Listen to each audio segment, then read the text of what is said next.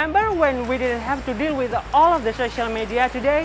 But now, most of us have Instagram, Twitter, Facebook, Snapchat, YouTube, and the latest is TikTok. Social media has become a major part of our digital culture and industry. We have normalized socializing with each other through mobile apps instead of merely face-to-face. But with human interaction shifting to the digital platforms, it is also a big concern for us to promote positive communication in social media, and it is the reason behind the National Social Media Day in Indonesia.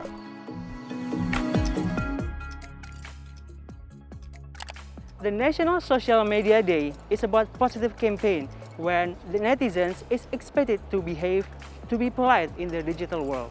But you know what? Indonesia scores the lowest in digital civility index by Microsoft Research last year.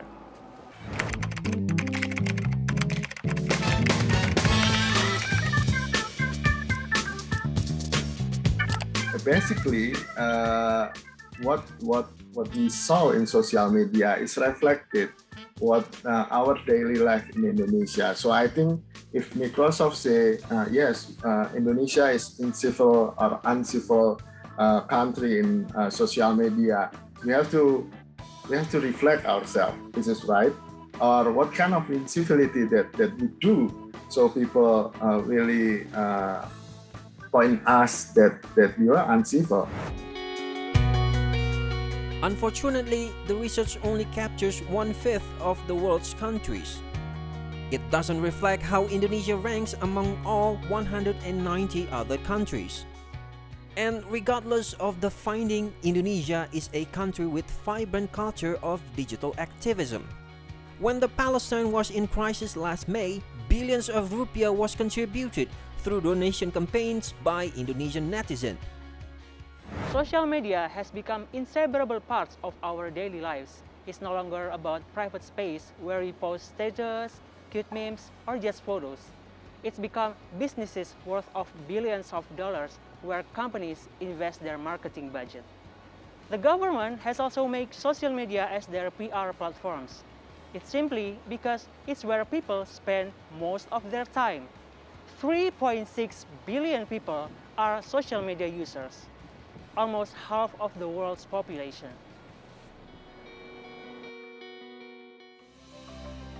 Now we have hundreds of apps under the social media category on the Apple App Store and Google Play Store.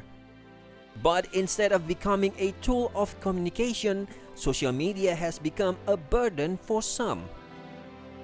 Some people experience symptoms of anxiety and insecurities after spending too much time on social media.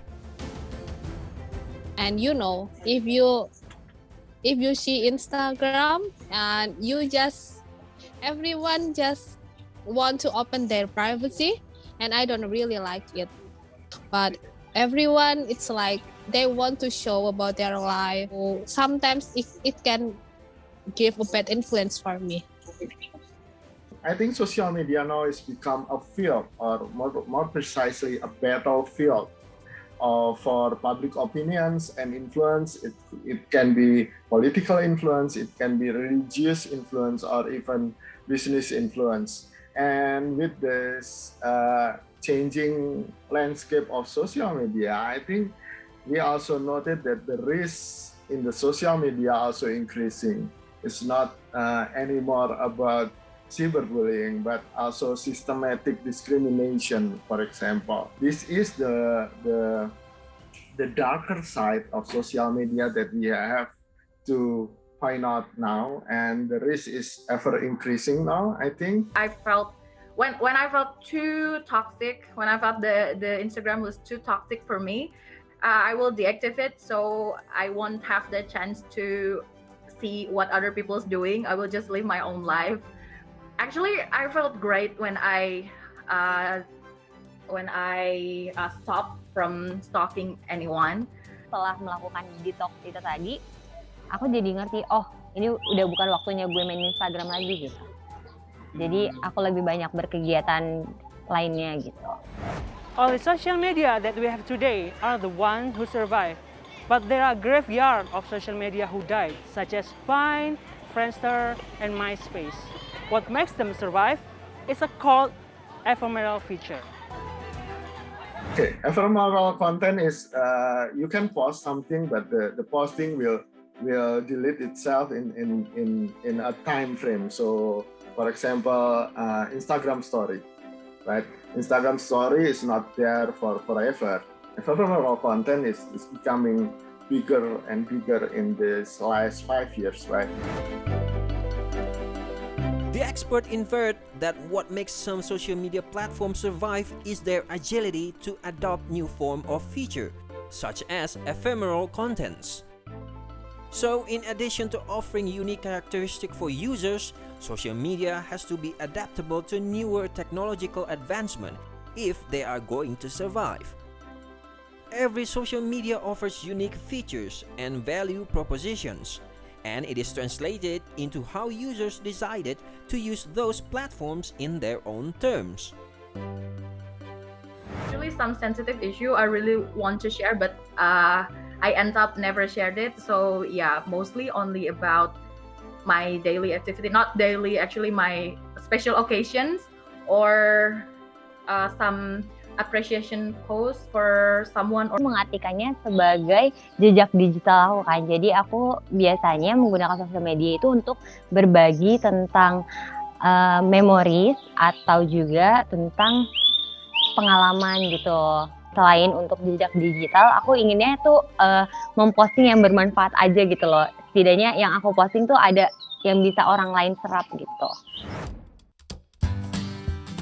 In the end, our National Social Media Day is a reminder for us so that we don't forget the essence of human interaction. Just like its name tells us, social media is just a medium. Now, in the time of pandemic, the need of social media to connect us with each other has never been greater. We have to aware that social media is a tool, right? The control should be in ourselves. So it's just a tool to make our life easier. But if our life become more miserable because social media, so I think it's a sign that the tool is not compatible with our end, our goal. So we have to reconsider again about how we use this tool, about whether we have to continue to use this tool or not. So I think our self well-being is more important than the well-being of the tool itself. The message is, be mindful of what you share and post on social media. Let's create social media as a safe space for all, where we exchange productive conversation and positive vibes for all. Alharkan, Dipta Adiwiguna for See Today.